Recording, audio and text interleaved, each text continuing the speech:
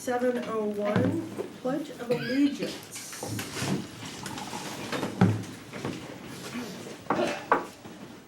I pledge allegiance to the flag, to the United States of America, and to the republic for which it stands, one nation, under God, indivisible, with liberty and justice for all. Ooh, my goodness. How about some water? Okay, You know, roll call. that's a good idea, thank you. Got some right here. Thank you. Thank you kindly. So, Okay, roll call. all right. Director Boyd. Here. Director Penrose. Here. Oh, sorry. Here. Sorry, I just looked up and realized. Director Slater Carter. Present. Director Reddick. Here. Director Blanchard. Here. Director Clark. Here. Special order of the day. It's not particularly in order, but once again, our crew has done an outstanding job in finding a leak and repairing it. And they're just doing a fabulous job protecting the public health of the coast side, and I think everybody who uses the beaches here or lives here should find a local sewer worker and say, thank you, thank you. Because it's what keeps our beaches nice.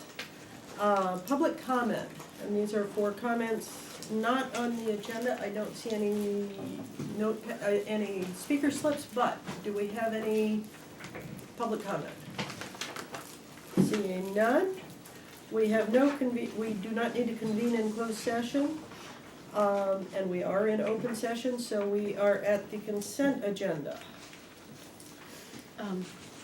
I just have a comment about item C.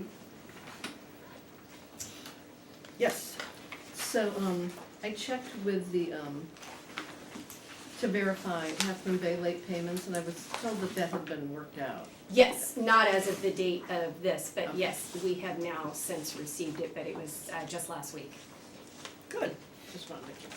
Yes. Okay, do we have a motion to approve the minutes? Well, also, actually, you seconded my motion to declare an emergency at, the meeting of April 4th. Yes, So I sent a message to Beverly saying, Yes. correcting the minutes. okay. So that was on the declaring the emergency, so that was item 3A. The first And- resolution. Yes, and, oh, the first resolution. We voted 3 times on 3 Yeah. different things. So the first one, it wasn't a resolution, but it was a vote, and that declared the emergency. And so that was the one where it says Reddick and Penrose, but it was actually Reddick, Slater, Carter. Yes, so we will, And then Director Penrose was the second on the other 2. on the other two. Okay, and I will we have make a that motion to change. approve the minutes of April 4th, special board meeting April 10, and approve the disbursements for April 24, and receive the monthly financial report. Thank you, and we have a motion A second. and a second, but Penrose and Boyd, all those in favor? Aye. Opposed, abstentions? We are really, look at this, guys. We are through the consent agenda and it's 7:05, and we have no old business. None? So at 7:05, we're now on new business. Okay. I know. With any luck, we can get out of here by 8 o'clock or sooner. So the first, do not jinx. Don't get your hopes up, guys. You have to say it. Yeah, so the next item on there is to execute a contract with SRT Consultants for the design services and permitting assistance of the Granada Force Main from station 5150 to 7350. We're referring to it as the Royal Day Medio section because that was where the leak was, so it's easiest to reference that section. As you may recall, during the discussion, the previous SRT contract, we had talked about that there were 3 sections of the Granada Force Main, and 2 of them we were going to be doing in 17-18. This section we were going to be doing the following year or towards the end of that, just simply because of the anticipation of the permitting and having to work with the creek. And so we anticipated that the other two would be a faster solution. Unfortunately, because of that leak and the emergency associated with it, as well as the temporary workaround that has been done, we cannot wait that long to replace that temporary fix with a permanent fix. So we're having to bump it up sooner. We anticipate seeing some economies by having all three sections done at the same time, both the design and the construction, and making use of it being basically, even though we're gonna track it as two separate projects, but basically making it all one go. We just don't have any idea yet what those savings might be as opposed to the way we had originally planned, which was stop-start and then stop-start on this section. Unfortunately, we also have the issue of both the county as well as Caltrans have expressed that the short-term fix be as short a term as possible. County Public Health is not real thrilled with our situation and concerns about future incidents. And of course, Caltrans doesn't like the fact that we're hanging the pipe on the outer side of that bridge. So they would both like us to get that done as quickly as possible. And of course, on our side, we would like to get it done quicker because we do not want to put that particular section through any more stress of another rainy season, which of course, we won't know if we're going to have a wet or a dry season, but we certainly don't wanna wait. The previous approval for SRT was approximately $75,000, I believe.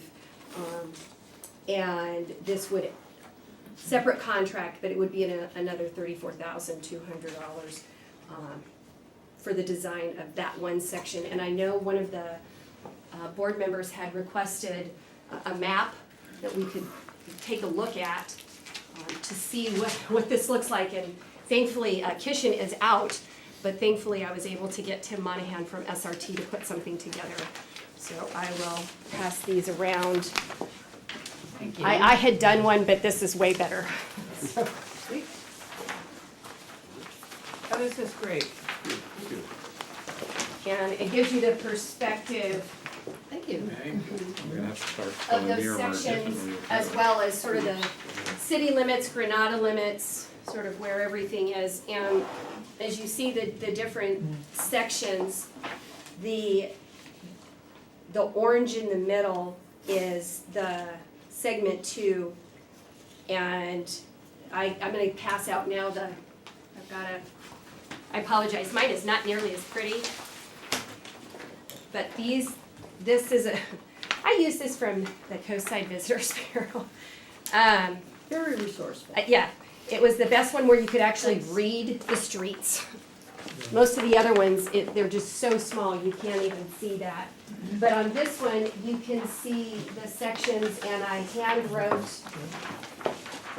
where the different leaks have occurred and when. So if that helps you, Yeah, thank you. that helps give you some perspective on what sections and where the leaks are in reference to that. Oh, here we go. Very helpful. Yeah. I tried to blow it up as big as I could so you could see the street names. So you can see that the sections are very close together. Yeah. And it seems to be a situation where we fix one and another one springs up, so it's a little bit of a whack-a-mole situation going on here with this. And the longer that we put this off, my fear is we'll just continue to have these stress points showing up on the force main. So this request would be to add the sections that we had previously not delayed, but that we anticipated it would take longer to get there, and move them up to this year. I know that's additional funding, which we did include in the budget that you saw, but we want to get started. And the reason why we're asking to work with SRT is, one, they're very familiar if we had to go out for an RFP for an engineering firm to do this design and also go out to bid and try to get this project done by October or November before the next rainy season, it would not happen. I have a question. Are we anticipating likely that they're going to be recommending for CIPP as the method of replacing or repairing these pipes? No, Right. we're looking for a complete replacement of the pipeline in place. Okay. Removing the existing one, using the exact same alignment, and putting a new HDPE pipeline in, and it's the same trench. So this would be excavate, removal, and then placing Yes. in new? For a number of reasons, particularly environmental and permitting, if we're replacing the exact same alignment, there's no worry about easements Mhm. straying out of our right-of-way, and environmentally, if we're replacing the same route, you know, it's a smoother Mhm. permitting process. Okay, good. Thank you. And because they were sort of happening already simultaneously, SRT had already asked the biological folks to come out and take a look at the two sections that we were already working on and started the conversation about the creek section because they were scheduled to come out, 3 days after the Arroyo incident occurred? So we already sort of invited them to that conversation to start trying to find out just exactly what we would be in for as part of that.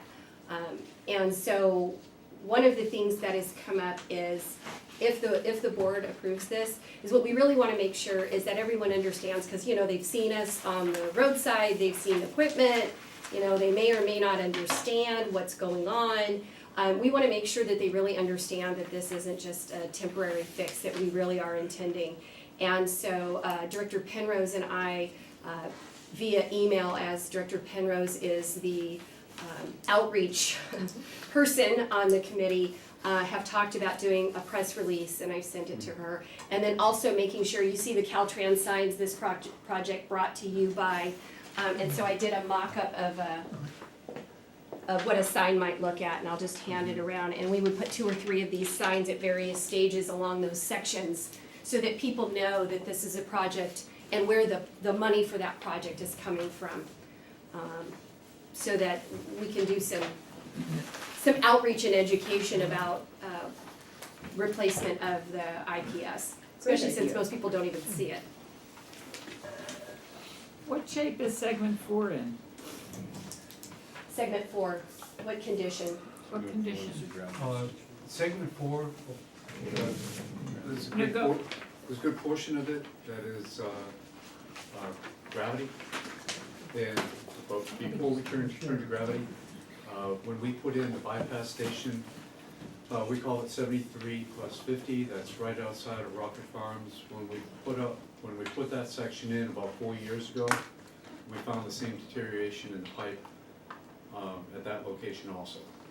So it's unfortunately the entire pipe is suffering from the same deterioration, Right. same functions. We haven't had any recent leaks in the last couple of years in No, that segment. in that segment, no. You're talking about segment 4? Yes. Mhm. So what's the plan for that? It's lower on the list as I recall, so it's not in this first 5 years of Kishen's analysis.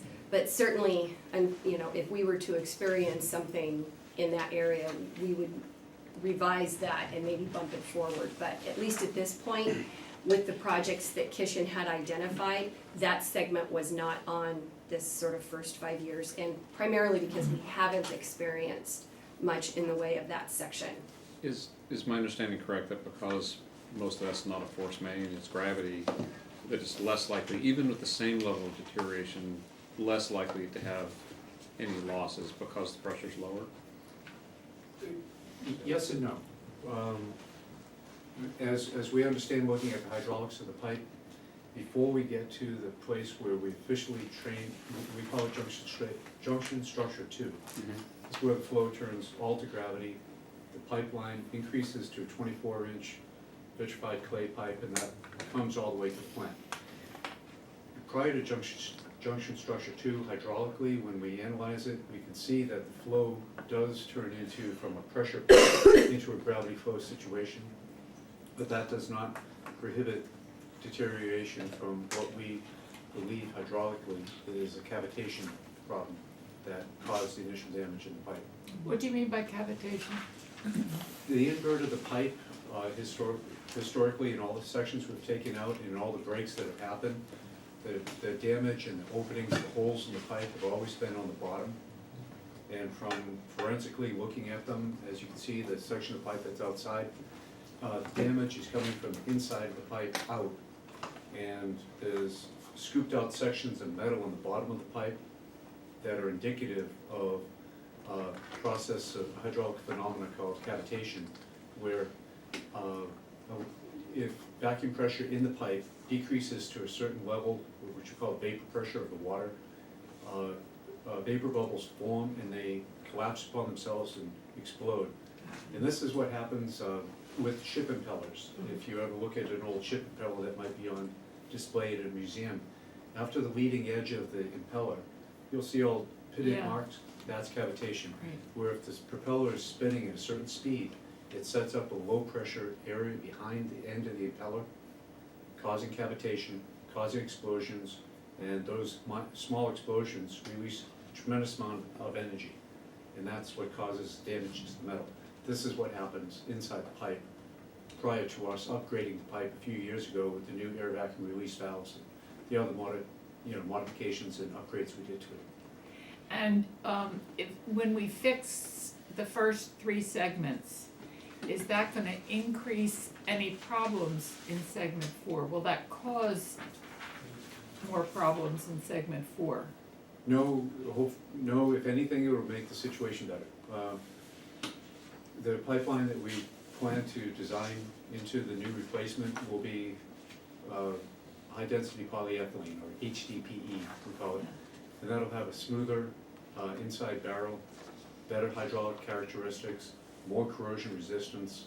It's a very strong, durable pipe that can take, thermal expansion and contraction.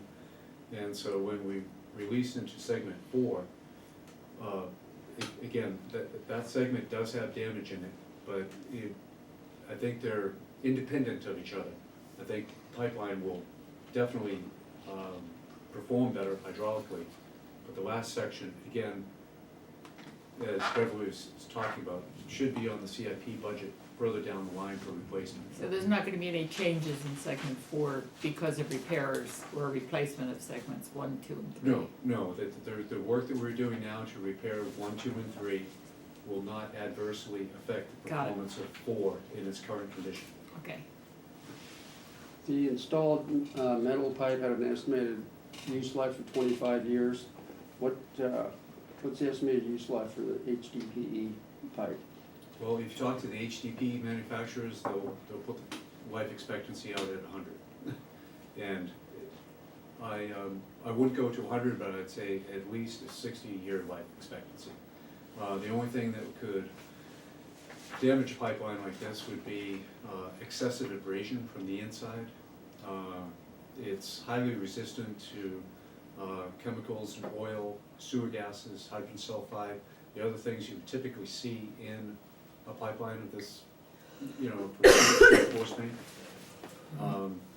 Crown corrosion, external corrosion from hot soils, we might say, that are corrosive and attack the outside of the pipe. This pipe is inert to that, so it's probably the best product on the market for a situation such as this.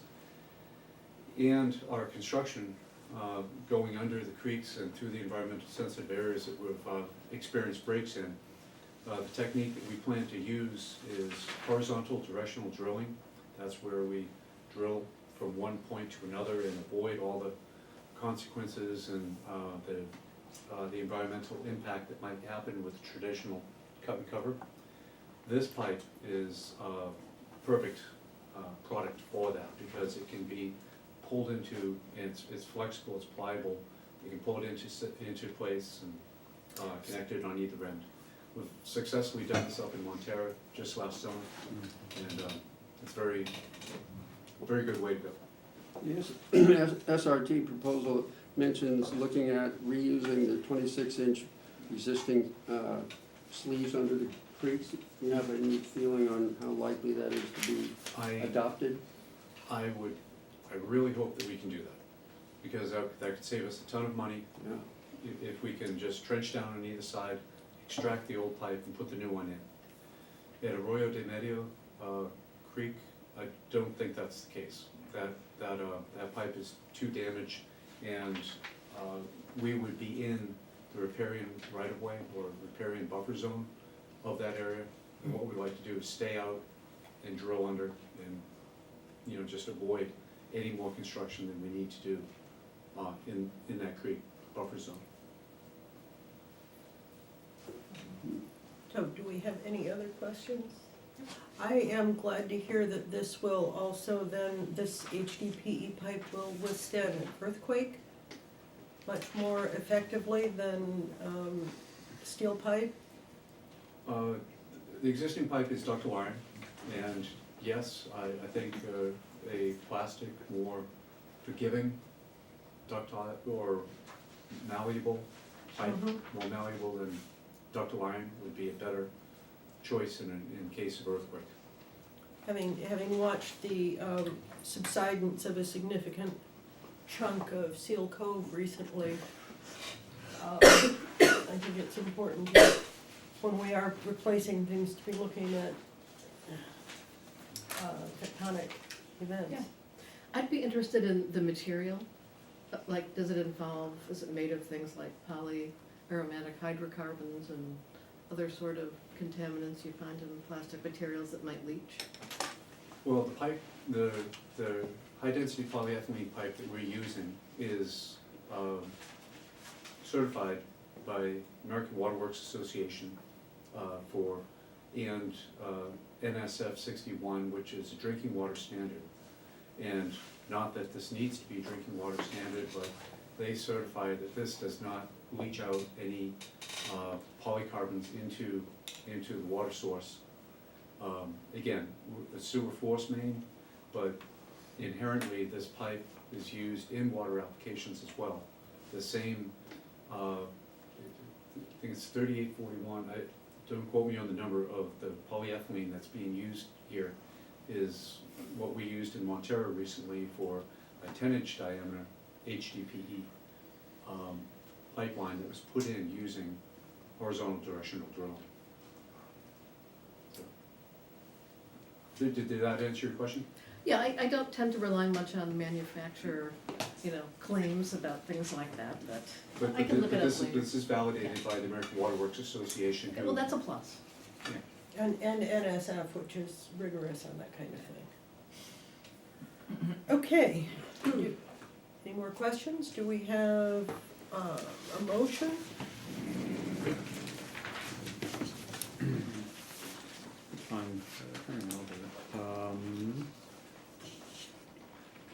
Move that we authorize the general manager to execute a contract with SRT for an amount not to exceed $34,200. And I'll second. All those in favor? Aye. Opposed? Abstentions? Motion carries. Woo-hoo, we're making good time here, guys. We are. This is a fun one. D, authorize general manager to sign Cedars Creek Watershed Funding Agreement to fund Resource Conservation District Administration with integrated watershed management plan activities and support stream gauging. So, first of all, I want, Carl picked up on this. This was a transposition of numbers. It's not 21,000, it's 12,000. Oh. The 3-year funding commitment. If you look at farther along, it talks about approximately $4,000 a year. I was wondering. Yeah, sorry about that.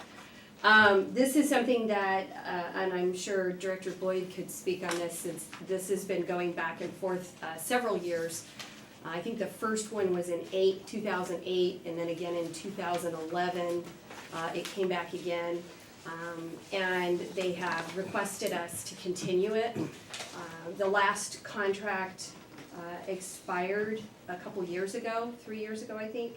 So the conditions really haven't changed. It's a real benefit to the coast side to have this data. Unfortunately, there are very few entities that have the resources and funding to provide this. And so that's why we have this partnership with us, obviously RCD, the Coastside County Water District, as well as SFPUC.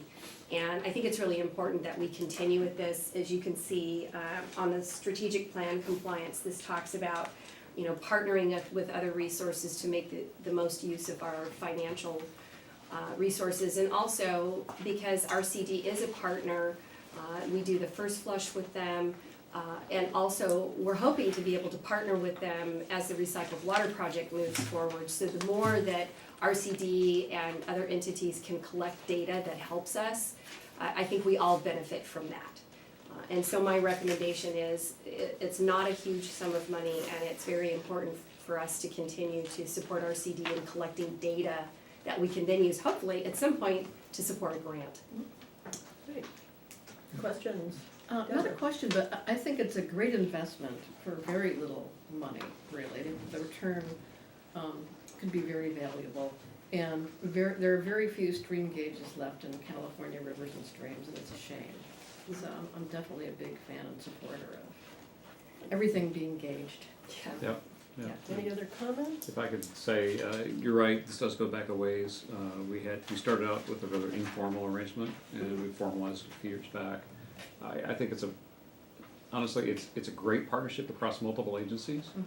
And it reminds us that there are things that we can do together that when somebody sets out to do this stream gauging and they're like, how on earth are we gonna do it? Kudos to RCD for pulling together this coalition that often can't agree on anything, and this is one of those things where it's good, it's cost effective, and I'm really glad that we get to participate. Yeah, I don't think we consult with them enough, actually, and I'm trying to, do more of that in the city of Havilland Bay. And they have a lot of knowledge in soils and stormwater and water quality. They have connections to grant monies. I think it's a really underutilized relationship, so I'm glad to see it. And my understanding is in the conversations that have been going back and forth between the partner agencies is everyone is looking to renew and to put it on their agendas for approval. So it does look like the partners will remain. Let's be first. Yeah, I think we actually will, because I think we were able to get it on our agenda before the other ones were, so. So do we have a motion? I'd like to move for staff. Second. Discussion? All those in favor? Aye. Opposed? Motion carries. Item C, review draft terms for recycled water from Coastside County Water District and give direction to staff. We got a note from our attorney today, and I think I would like to be able to have this item in closed session at the beginning of our next meeting, so that we can discuss this and keep it as confidential. I'd like to ask that for that, it's public record that we've had both Director Lohman provide some background on contracts and terms that other agencies are using, as well as Bruce Russell supplied a set. Yes. And I think those would be very helpful. They are existing arrangements, term sheets, where people have really hammered through all the issues, and in the interest of catching up some of our folks who might not have that context, and for those of us who have very busy lives. I think pulling that together would be really helpful, and I look forward to that conversation, and I'm glad we're moving forward on this. Well, I'd certainly like to have our own city attorney take a look at it as well, and get some feedback from our engineer. Yeah. And I've not heard from Bruce Russell, the customer, so I'd like to know that he's involved here. One thing that, so, it's not really time for committee reports, but this item is germane, and let me mention that on this, Bruce was sitting here at our last recycled meeting. The video should be available, I haven't checked, but it should be there. He expressed concern that this had been put forward without first talking with the customer, because he doesn't, and I share his concern, it doesn't make any sense for us to do a two-party arrangement that needs to contemplate pass-through requirements from the end user. For example, one that's not there is, if something breaks here and we can't deliver water, what can they expect, and what do they get to do? And what do we expect, and what do we get to do? I see traps in this. Well, and these kind of arrangements are designed to anticipate all manner of outcomes. It's good to be thinking about, yeah, let's get it all done, but for the contracts to really be good, we have to consider all the things that could go wrong and make sure we're all on the same page about what should happen when that happens. And Well, and I thought things the break, attorneys, droughts happen, Yeah. all sorts of things. well, and the attorney, referenced the fact that we don't have that agreement in place yet. That's right. That's really, really important. And then there's the issue of, Sam advancing money. So I have a lot of issues with it, and my attorney hasn't even seen it yet, so. The reason I mentioned the other materials that have been provided and the comments from Ocean Calling Partners is that I hope our colleagues at CCWD, or if not watching the video through staff, the concern that a two-party term sheet be worked out without the benefit of the end user customer feedback being incorporated into the CCWD side of that, it's concerning, and I'm concerned that we not go through an exercise that we simply have to reopen and repeat. Exactly, Right. yeah. I found it interesting that this was actually approved in the middle of February, and this is the first I've heard of these proposed terms, so I found that interesting. Well, and part of that was because of the timing of when I received it and trying to manage all of the items that have been on our agendas. And so this was really the first Okay, possible time for me to get it on here, because we do have this hard stop of 9 o'clock, and if any agenda that had been coming along, especially with the infrastructure plan and the budget and some of these other really meaty conversations, there just wasn't an agenda that would really allow for that conversation. So this was the first one that I could move it along with.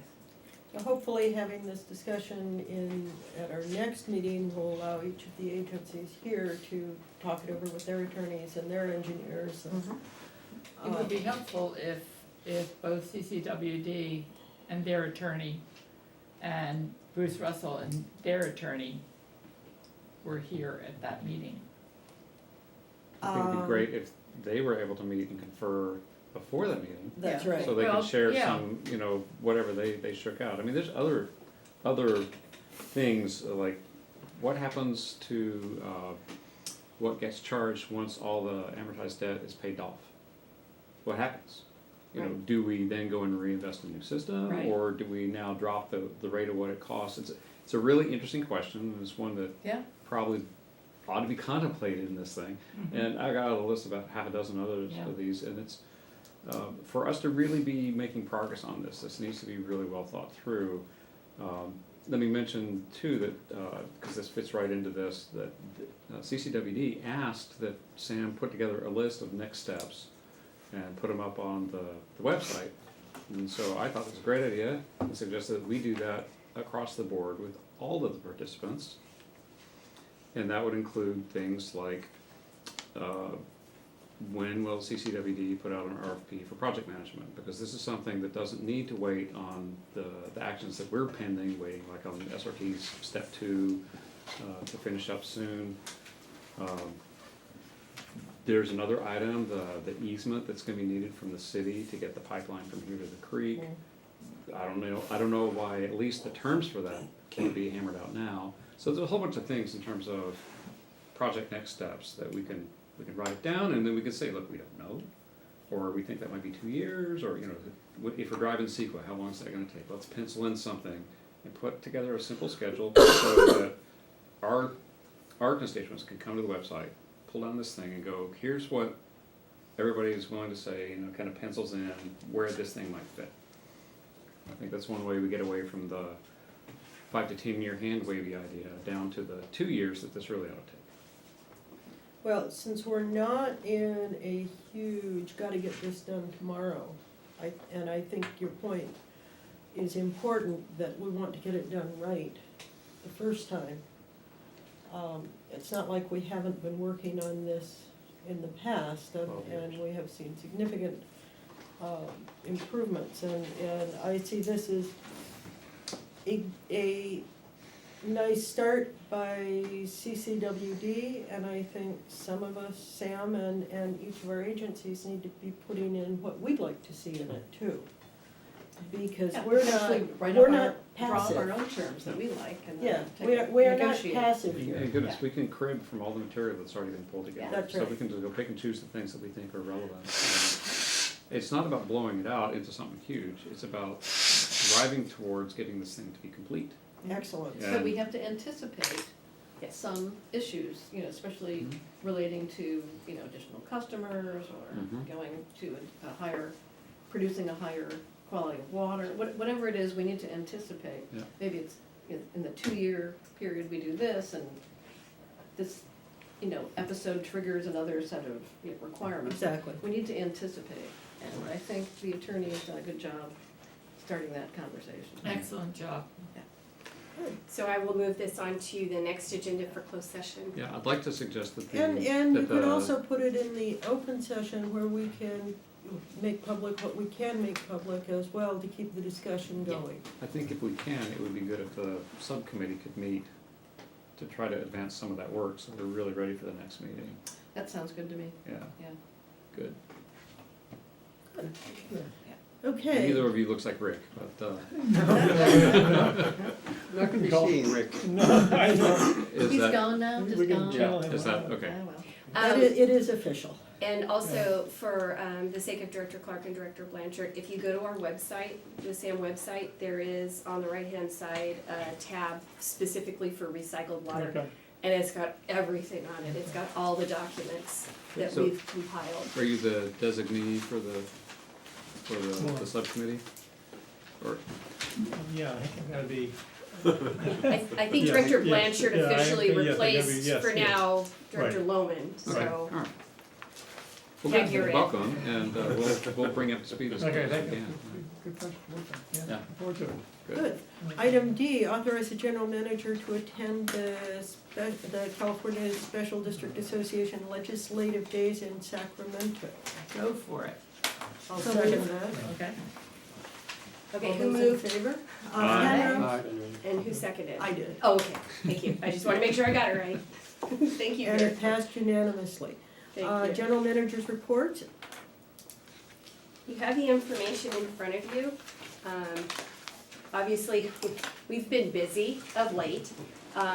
So March would reflect the circumstances of the overflow that occurred on Arroyo. No, No, Magellan. we don't. Sorry. Right. It saddens me to think that there are enough of them that I cannot recall which date was which. But yes, the Magellan flow, and as a comment, originally we thought it was going to be about 500 and some odd thousand gallons, and we, as we were preparing the technical report, had to increase that to approximately 750,000 gallons. As we went back and reconfirmed the data and submitted that technical report. So unfortunately, that's not the direction we like it to go. But considering this season and just how bad it's been for many agencies, I think that we did a very good job of trying to contain the rain and the impact on our system. But this report does reflect that, and you can certainly see in the numbers where the 3-year flows have gone, and of course those have tracked right along with the rain events, and we continued to see the impact of that through the month of March. We all hope we get some dry season now so that we can stop seeing that and hopefully get to a point where life is more normal for those of us. that don't like having to respond to these types of things. But also I wanted to point out that as you look at the collection system report, what I like to refer to as the service-related SSOs have, I don't wanna say gone away completely, but are certainly tracking on the downside, and most of the SSOs that we have experienced in the last few months have been related to the infrastructure and systems of the agencies, just the inundation of the lines as well as the equipment failure, which really, there's nothing Sam can do about that. I mean, we respond as best we can, but when there's that much rain, there's only so much the systems can take.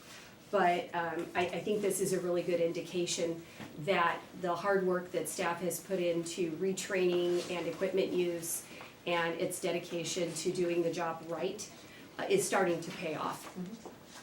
And most of the call-outs that we've experienced lately have been in the personal laterals and not in our own, our system or the member agency systems. Report on presentation to City Council. Yes, so for those of you who got my email, I did a presentation to the Half Moon Bay City Council, which was sort of the request from the city manager was a general, who is Sam and what do we do, as well as starting the conversation about the budget for this upcoming year. It was about 37 slides. Several SAM staff were there on their own time in support of that presentation. I think it went very well. I think it was good information, especially for the new council members who may not have been familiar with SAM and all of its little intricacies. And being able to sort of talk about it in general before diving into and this is how much it's going to cost next year was really beneficial. Obviously, the sticker shock of the budget, especially, it's big, it is very big, and I do recognize that, but as we all know here, that IPS is a very integral part of what SAM does, as well as its failure has a direct impact on the environment, as we saw with both the Magellan as well as the Arroyo de Medio incidents, because we are right there. We're not too far away from pretty much any creek or shoreline. So when there's an incident, there's very little time to try and resolve it before it affects water quality, which of course is very important. And so being able to talk about that sort of generically, who we are, what we do. I got to talk about the strategic plan that Sam has recently adopted and sort of what the vision and those goal points are, I think was also very helpful because we just adopted that. And that helped really identify why we're looking at the budget that way. I thought it was very well done, and I thought it was well received, and I was glad that the public would have a chance to, see it on the live stream as well. Did you like it, Harvey? Yes, I appreciated it, and I'm, as one of the new council members, thank you. Can we put that like on the website, or is it already up on the website? I believe it's already up there, Okay. but I'm happy to put it up there. If it's not, I'm almost positive I put it up there. Yeah, let's see if I can get it on the city website as well. And the or a link to it. invitation for a tour for city council members and interested staff remains open. And I did offer that up as well. Yeah. I did get a call from the Half Moon Bay Review. They wanted to sort of piggyback on the biology program work that we do with the high school, and I explained to them that's not until the fall. But certainly we could look at that, but if they did not want to I think they wait. should have a tour sooner rather than Yes. later. And I did let them know that, whenever they are available, we will make ourselves available to them, certainly with regards to SAM and its facilities. And I think that it would be beneficial, and I'm trying to get, I've got a contact with the local realtors group to do a similar type of presentation. Maybe their with them. Tuesday morning meeting. Right. Yeah, right. And I actually met someone at the Melmello Farm Day, and let them know that I was very interested in having conversations with the local realtors about sewer and types of questions, and so I'm hoping I could do sort of a streamlined version of that The presentation. Rotary lunch would be a good one too. That would be another good one. You know, they have a speaker come in and, you know, talk about, you know, important issues in the community, so Mhm. that this is certainly one. Yes, and I'm trying to reach out to them and see when I can get on their schedule. As well as I have offered to do this presentation to the member agencies, Granada and Montera, if they're interested. I know most of the people who sit on those boards have been around for a nice long time and have a really good perspective of SAM. I But bet certainly, Montero would like it. yeah, but Maybe the certainly Midcoast Council. Midcoast Council, if they would be It's interested, I would love to And- do that. So I'll reach For out to them. Granada as well, since you guys, the whole board is invited, encouraged. Our system changes over time. And Excuse me. what I have asked is for a tour of the entire system, so it's somewhat of an overview. Because for those of us who can get down in the weeds, it could take all day and we don't wanna take up staff time that way. But it would give you a sense of time and place and condition when you're making these decisions. That's of critical importance, I think. Yeah. And GCSD is going to have a new board member as Yes. well, so it would be, that would be a good educational first step. Mhm. Yes. All I would say is, let's treat section 4 tenderly. Yes. I don't think we can lay it on this year's budget, I guess is what I'm saying. Oh, yeah, no, not section 4, yeah. No, and I know that it is a significant amount, and obviously we would be looking for any opportunities to try and get other funding of any sort to try and mitigate that impact. The problem for SAM is we really don't have a revenue source, so the member agencies are the revenue source Well, for what SAM. about financing? Do we not do financing? We can look at that. The problem that we have, and I know, for example, like with the SRF, because we don't have our own Prop 218s, we don't have our own revenue source, we would have to more than likely get a pledge from the 3 member agencies by resolution, and I know that the SRF, they look for 5-year commitments. So it would be something where the member agencies would have to pledge whatever their Prop 218, however many years they've gone out, and that a portion of that revenue would be dedicated to the repayment of those loans. We might have a discussion of that sometime. just to- Yeah, I and think it would Kishan be- and I have talked about that. It would be nice if the finance committee is able to meet and sort of put some flesh on these bones That would be before it helpful. comes to the board. And I know Kishan's already talked with the state, and I know Kishan and representatives from SRT were up in Sacramento at a presentation talking about various funding opportunities, either through CSDA has a finance group, as well as SRF. I know there are other opportunities, but once again, the biggest difficulty, of course, for SAM is it doesn't have its own revenue source, so we would have to contact those entities and find out what they would be looking at from us, from the member agencies, in order to do so. Good. Okay, verbal report on joint recycled water committee meeting. You were there and Beverly was there. And Director Penrose was also And there. Director Penrose, oh, good. I think I've already reported on the substantial matters. Okay. We had a discussion about the work that's already been completed by SRT, but it was kind of a preview and there's more work to finish up, so we'll be seeing that work again.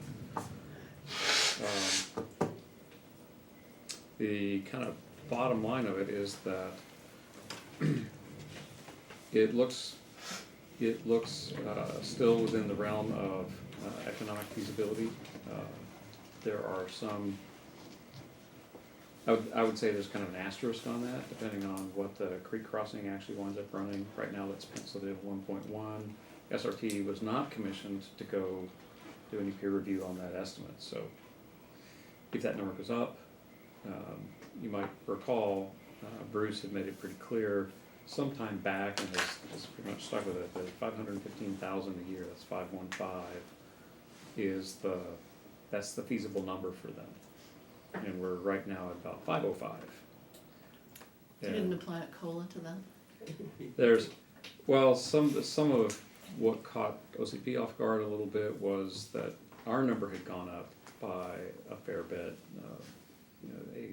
a little over 100,000, and that was because we hadn't included our one full-time equivalent into the cost of the annual. CCWD, their number for their operational cost may not have included their number, so that could take it up a significant chunk. So I think we're gonna need to be very mindful of two factors. One is avoiding any kind of additional cost up front on the capital, and then the second is doing everything we can to make sure that the usable lifetime of the project for selling to OCP is done with mindfulness to the expected lifetime of the facility itself down the coast, which is experiencing bluff retreat, and discussion of how long will that last. So, I mean, the hotel? yeah, so. Less than 20. Right, so every year that we delay on this means that our amortization schedule has to come in shorter, which means the annual debt service number has to go up. We're actually under considerable time pressure and we can never get these years back. Every time you hear me talk about it, you're gonna hear me talk about how the clock is ticking and the feasibility is falling off because the clock is ticking. Mm-hmm. So, let me remind us all that there are right now we're looking at a jack and bore horizontal directional drilling to get under that creek. That's penciled in at 1.1 million. I've had an extensive conversation with Glenn Reynolds, the CCWD board member who does water projects for a living, about a construction technique that would put it over the creek using a trellis or catenary suspension thing where all the construction is actually done outside the riparian buffer, which could simplify construction and potentially drop it way down. It involves a double sleeving, and it sounds, as an environmentalist, I'm like asking a lot of questions, and he's like, well, let me tell you about places where this is done and where the regulators have been satisfied. So I suspect we could cut $500,000 off that 1.1, and I'm just going to telegraph now. I want to be looking at the kind of things that could, as the term of financing shortens, we need to find a way to reduce the cost. And so anywhere that's viable without compromising the project. If they can store nuclear waste next to the beach in San Diego County, we can maybe bridge the creek with one pipe. I think with reverse osmosis water, we can probably bridge the creek without too terrible much concern. We'll see. And I'm going to be asking Glenn a lot more questions about, help me actually see and play with the details of the projects where we've done this. But he seemed pretty confident. And he's a thoughtful, smart individual. So it's not like it's not hand wavy. So that's one area. But it really, the whole point here is about the financing term. And as the clock runs down on the REDs, they may find. And it's running down. Yeah, well, I mean, the ocean always wins, right? And we all live here, we know that, and we can do things to be smart about bluff retreat, but OCP's already done things to do natural planting and improve drainage to avoid their bluff top erosion, but the ocean's still pounding away at the base. So, You can never really fix the toe of that bluff adequately. No. Well, and the other thing is that RCD has mentioned that there's the possibility of grants that might be able to assist with this, as well as SRT has mentioned that. So of course, any type of grant funding that we can get that offsets the capital costs definitely helps with that. I would say be aggressive on that. Yes, yes. Well, And so now that we're getting closer to that 25% design, that really gives us the opportunity to aggressively pursue and identify those funding sources. Yeah, and it's really important, but it's also important that we do that in parallel and not continue to delay this thing. Right, Right. Yes. I agree. Deborah, do you have anything to add? Nothing to add. Scott did well. Good. Attorney's report. I'll tell you a little bit about the CASA Ledge Committee meeting. One of the bills that was of some consternation because it was part of one of the budget, or the deals that was done with the budget. There always seems to be a little sneaky stuff going on around that. This happens to be, they couldn't get Glazer, who's a Democrat out of the Bay Area, because he's against, he wasn't interested in this because he wanted certain things. So they got a Republican named Canella. And he owns an engineering firm, and so he's got a bill in that's gonna make it difficult, if not impossible, for local agencies to get a defense from engineering firms.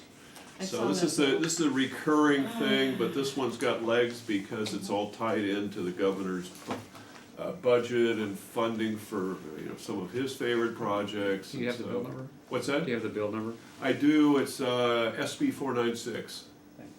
Yeah, sorry about that. Should have led with that number. Well, it's So- always amazed me, the newspaper will have articles, about various pieces of legislation, they never mention the bill number. Yeah, there was, that's true. And if you read, most of the articles that you read about the budget deal didn't even mention this. It was I looked for it's not SB really one, it wasn't even exactly. the newspaper article, yeah. Yeah, so, CASA's gonna be watching this, but it seems like it's one of these ones where the question is, they're gonna train, gonna run over you, or what. But we'll see. I've got some ideas about the language, but, that's all I'm gonna say. I'm trying to think if there was something else. I wanna just look quickly at Was the it- agenda right in front of me. Did you see, was there 2 minutes anything about until 1250 or the one that I emailed you No, I- about the cities Had a and long counties contracting out? Did that come up at all? No, that one didn't come up. That one didn't. Sorry to say. There's accessory dwelling units, that would apply to the member agencies. Fixing, legislation fixing that, because they wrote it last year. It's the one that says you can't charge a connection fee or require a new connection to an accessory dwelling unit within basically the footprint of an existing home. Do you have that bill number? What's that? Do you have that bill number?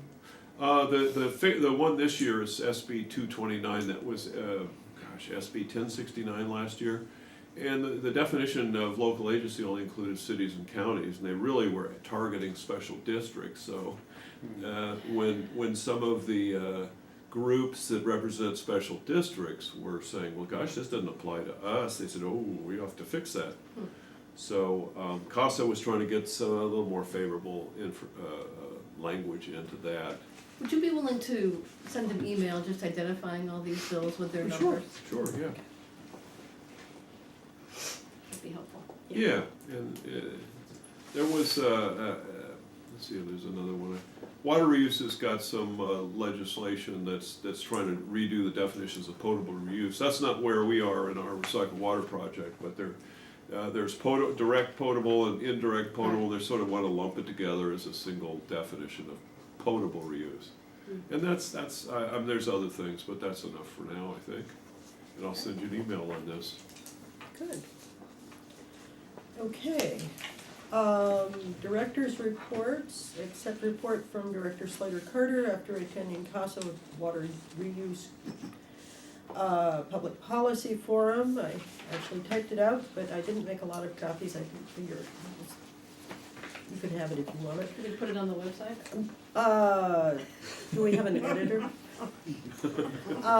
In any event, there were 13 teams of folks from all over the state. A lot of agencies represented that are doing potable reuse already. It was nice to get together with them and sort of hear what some of their problems have been in the past. Was Dave Dixon there? Dave Dixon was not, nor was anyone from CCWD. I do have a list of attendees if you are interested. The bills that we were lobbying on, one SB 740 for Scott Wiener, on-site water treatment systems, and this applies to water treatment systems for large commercial industrial projects, something Half Moon Bay may want to keep an eye on because of the potential for the greenhouses. Yes, absolutely. And in essence, the local they will be creating a framework of regulations for local jurisdictions to be able to have as backup, while allowing local organizations to have a direct influence on these local projects, so they can't go outside of the local jurisdictions. SB 5 and A De Leon and AB 18 provide funding for recycled water projects, integrated water management programs, and climate resiliency efforts, something which we need all of the above here, so. And then AB 574 Quirk, which is the one you referred to, will provide a statutory deadline for the Division of Drinking Water to develop a policy and sequential regulations. They're going to be doing them in parallel for potable reuse that are consistent with the report they issued last year. And the legislature, at least Quirk, wants to see this moving forward as soon as possible. What I found interesting is that it has taken this sort of hodgepodge of definitions, and they're trying to create a single framework, language framework, so that we're all talking about the same thing instead of going potable reuse. What's that mean? And it means something over here, and it means something different over there. They say there are 4 subcategories. One is essentially purple pipe is gone. It's out of the framework anymore because it's so expensive to put it in that they want to start putting the recycled water directly into the drinking water programs. So the first one, the least treatment needed, is groundwater augmentation, where essentially the water is treated to a set standard, and then it can be injected and then pulled out in another location as drinking water. Reservoir augmentation, which is where it's treated to a higher standard and pumped into a reservoir where it's mixed and allowed to be in the reservoir. Then there's the raw water augmentation, where they're actually pumping it like into a river or a source of raw water. And then the fourth is the treated water augmentation, where essentially the pipe goes from the recycled water facility where it is treated, and it gets such a high level of treatment that they start having to add minerals back and other kinds of constituents back to make it less aggressive water and tolerable and palatable. And then it just gets put straight into the drinking water system. And each has its pros and its cons. So this is in discussion now. They're also going to give a specific definition for potable reuse. Yes? So, we've read in recent years about the problem of like hormones, you know, and treated effluent going into the ocean and fish developing, you know, 2 sexes instead of one and Well, stuff isn't it like that. better just to give it to people? So when you're, recycling water, like, what happens with things like the hormones that they still can't really pull out? There's no way to pull it out. If we're doing reverse osmosis, that stuff stays on this side in the brine. So then we have to figure out what we're Well, gonna do with that. There are various treatment systems, some of which include RO, some of which they don't.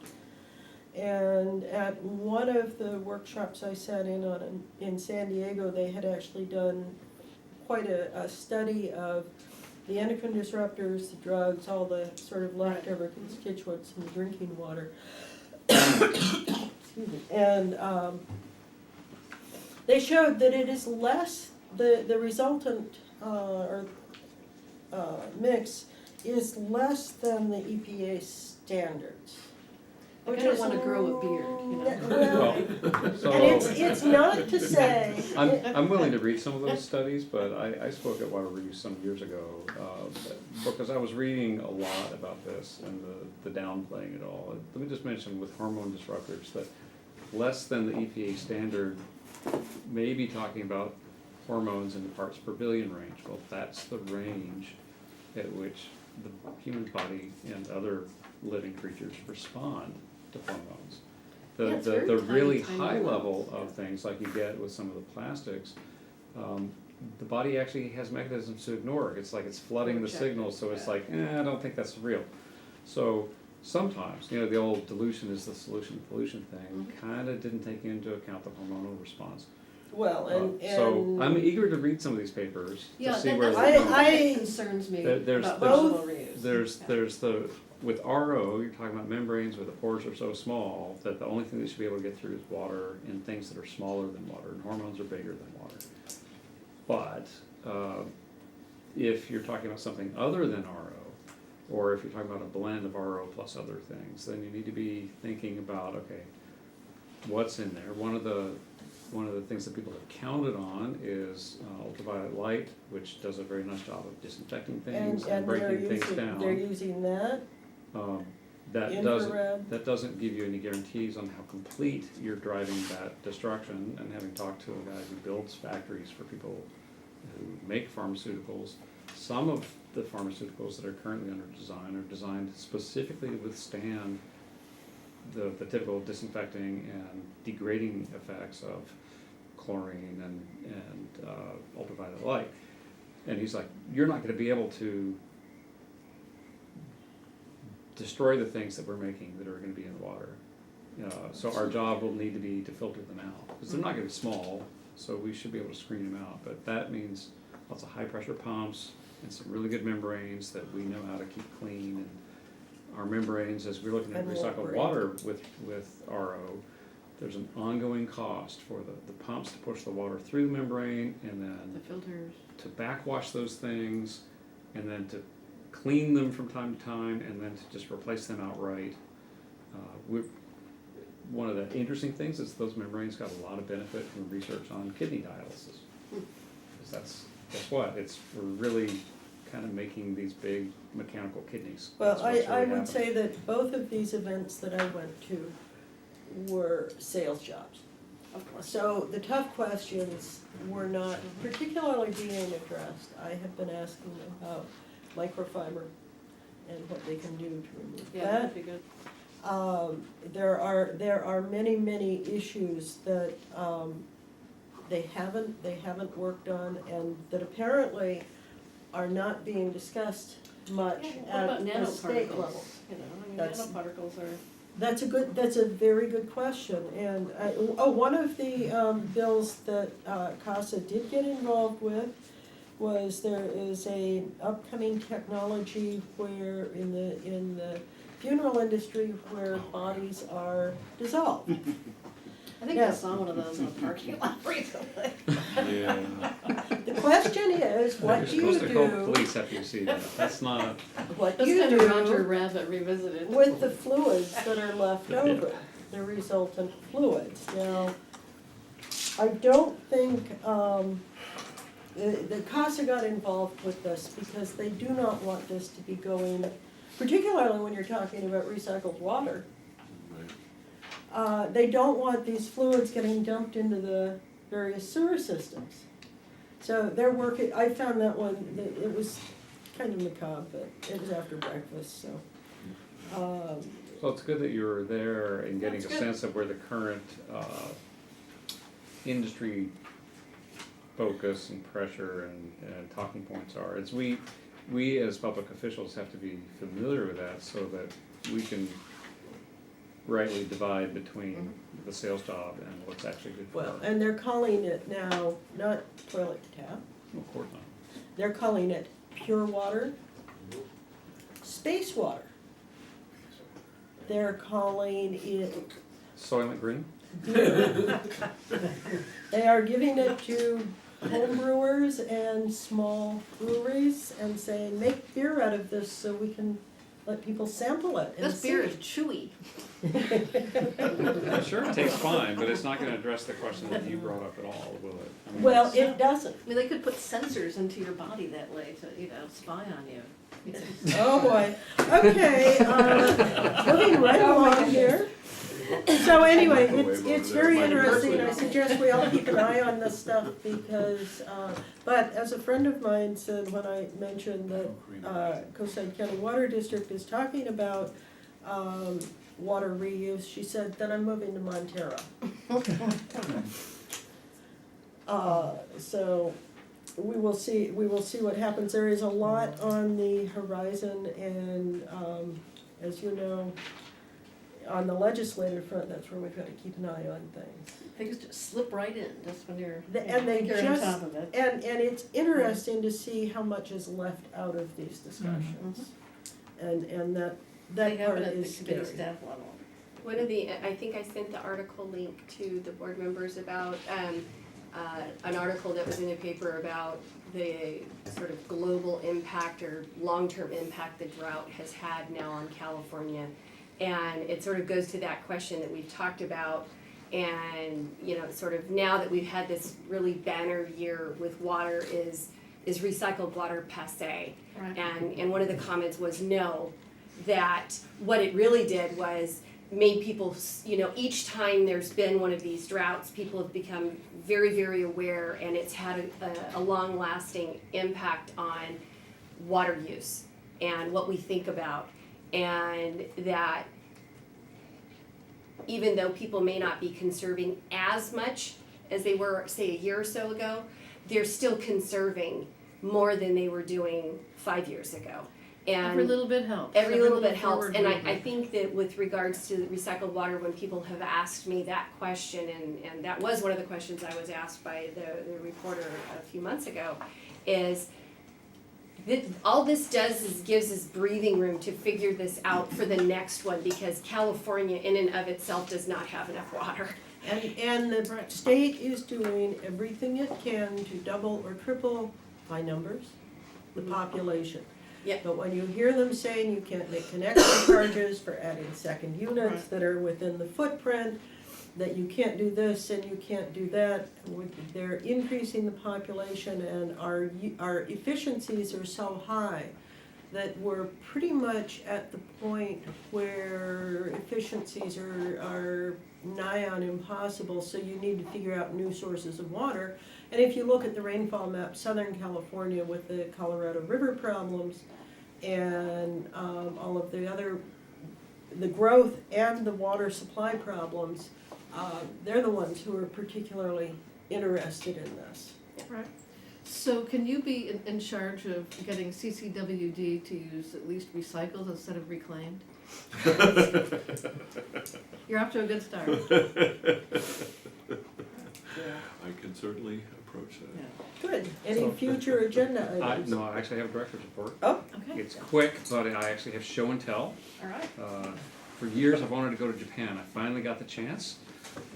And I was there mere minutes before I discovered that my sewer nerdery was paying off, because I discovered that their sewer access covers, I'm just gonna use the PC term for that, are actually pieces of art. Wow. And, All right. So, they must not get and they're all stolen. different, but Yeah. in Tokyo, they're the cherry blossom. But I'll point out for the true nerds that there are features on this that I guarantee you Tim will notice. Electronic.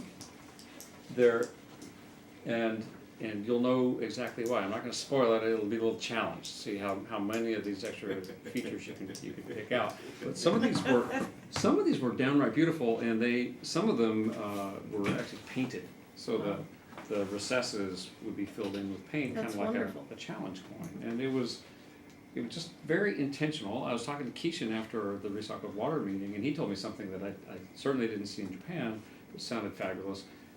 There's one place he knows of where the covers have a map on them of the community. And Oh, each you are cover here? has a "You Are Here." That's Wow. fabulous. So I didn't ask, but I suspect they've had a very high incidence of fatalities of people standing in the middle of the street figuring out where they were. But, no, it was just really neat, and it's just I love little things like that. the things that we're surrounded by, and somebody thought about it and thought we can make this look good.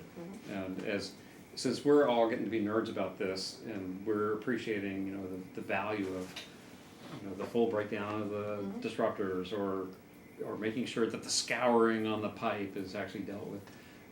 This is just one more place where we can, you know, as we think about outreach, it was just really neat. I smiled big time, and in every town I went to, they had different designs. That's Maybe we could do and adopt a cover, like they do adopt a highway, and then somebody could We can't cast have that. kids in the street painting, that's Yeah, not gonna no, work. All right, any future agenda items? Hearing none, let's adjourn. Thank you. 8:16.